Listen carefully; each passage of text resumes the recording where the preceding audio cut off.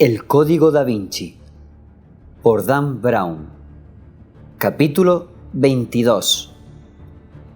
Arrodillado en el primer banco, Silas fingía que rezaba, aunque en realidad lo que hacía era observar detalladamente la planta del templo.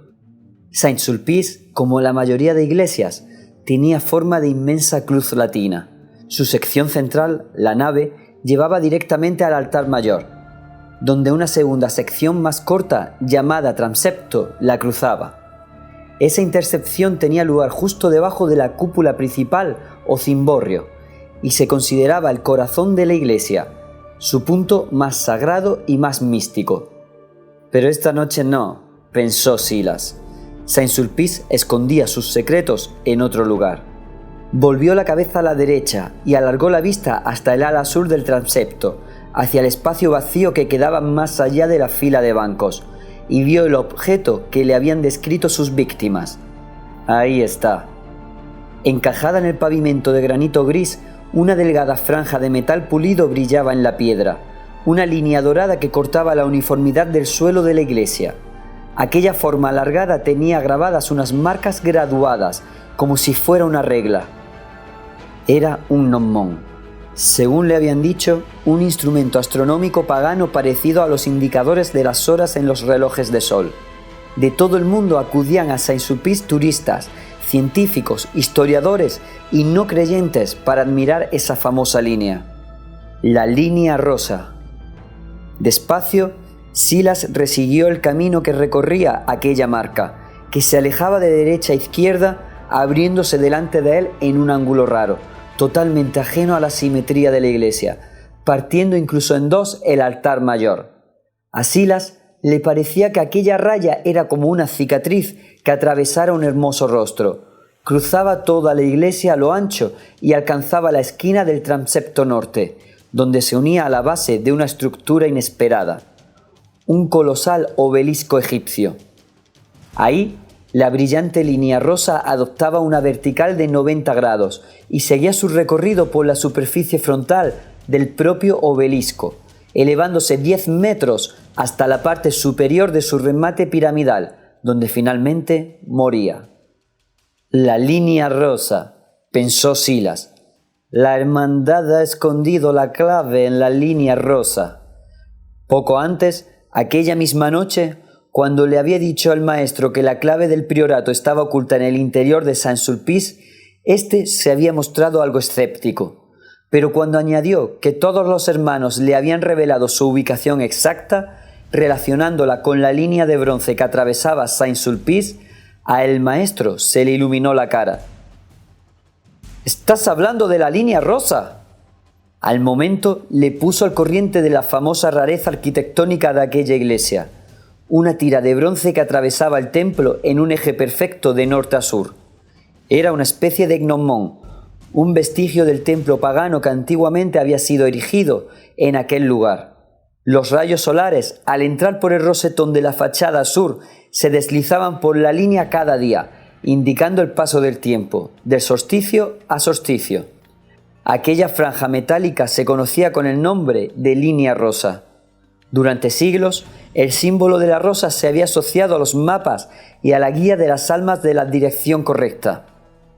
La rosa de los vientos, dibujada en casi todos los mapas, indicaba los puntos cardinales y servía para marcar las direcciones de los 32 vientos, obtenidas a partir de las combinaciones de norte, sur, este y oeste. Representados en el interior de un círculo, estos 32 puntos de la brújula se parecían mucho a la rosa de 32 pétalos. Hasta la fecha, el instrumento fundamental para la navegación sigue siendo la rosa náutica, y la dirección norte aún se marca con una flecha, o con más frecuencia con el símbolo de una flor de lis.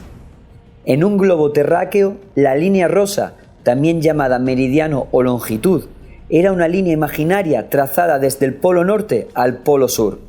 Había, claro está, un número infinito de líneas rosas, porque desde todo punto del globo se podía trazar una línea que conectara los dos polos. Pero para los primeros navegantes, la cuestión era saber a cuál de aquellas líneas había que denominar línea rosa, longitud 0. aquella a partir de la que todas las demás longitudes de la Tierra pudieran medirse. En la actualidad, esa línea estaba en Greenwich, Inglaterra, pero mucho antes de que en esa localidad se estableciera el primer meridiano, la longitud cero de todo el mundo pasaba directamente por París y atravesaba la iglesia de Saint-Sulpice. El indicador metálico que se veía hoy era un recuerdo al primer meridiano del mundo, y aunque Greenwich le había arrebatado aquel honor en 1888, la línea rosa original aún era visible en la ciudad luz. «Así que la leyenda es cierta», le dijo el maestro. «Se ha dicho siempre que la clave del priorato estaba debajo del signo de la rosa». Ahora, aún de rodillas en el banco, Silas miraba a su alrededor y escuchaba con atención para asegurarse de que no hubiera nadie. En un momento le pareció oír algo en el balcón del coro. Levantó la vista unos segundos.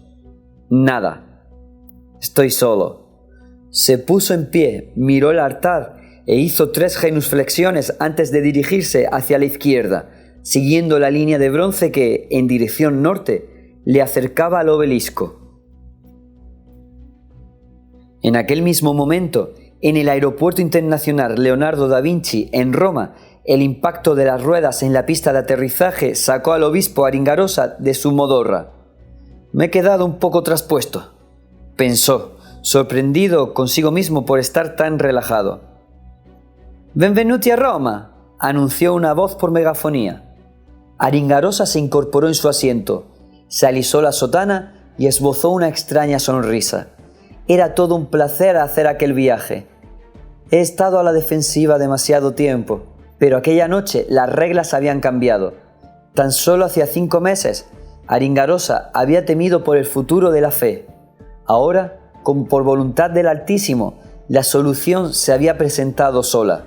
Intervención divina. Si en París todo salía según lo previsto, Aringarosa estaría en posesión de algo que lo convertiría en el hombre más poderoso de la cristiandad.